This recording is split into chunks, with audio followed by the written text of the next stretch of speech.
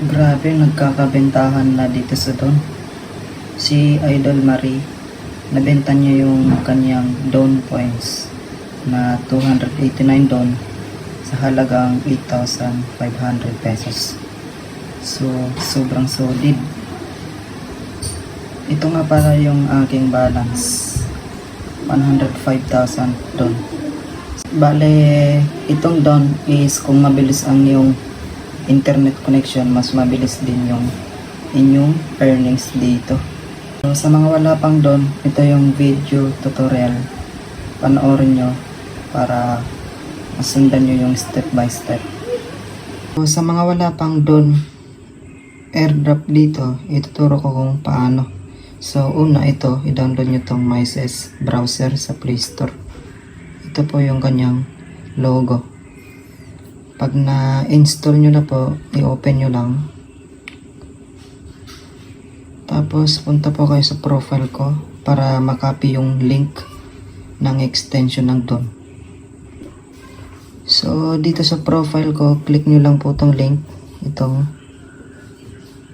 Click nyo lang. Tapos, scroll down nyo lang. Hanapin nyo yung Don. Ayun, Don.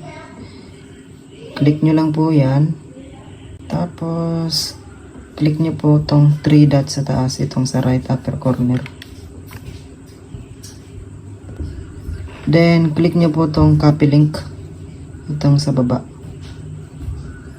After nyo makopy, balik ulit kayo dun sa MySES. Itong MySES search, click nyo lang, tapos paste nyo, long press lang yung gagawin para ma-paste. Then paste. Tapos search. Bale, i-add to Chrome nyo lang. So, zoom natin. Ito. Zoom natin.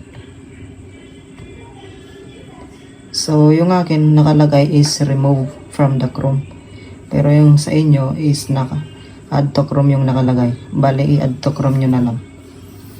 After nyo ma-add to Chrome, click nyo lang tong extension, itong puzzle, parang puzzle. Tapos click nyo yung Don validator, click nyo lang.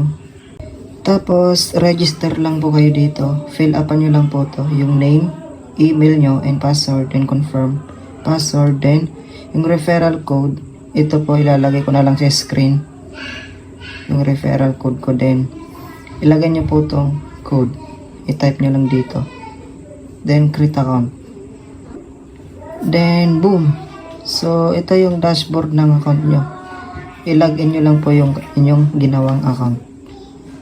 Ito, refresh lang natin para lumabas yung ating balance. Bale, nakadepende po to sa internet connection nyo. Kung mabilis po yung internet nyo, mabilis po yung earnings nyo. So, ganun lang kumita lang Don points dito.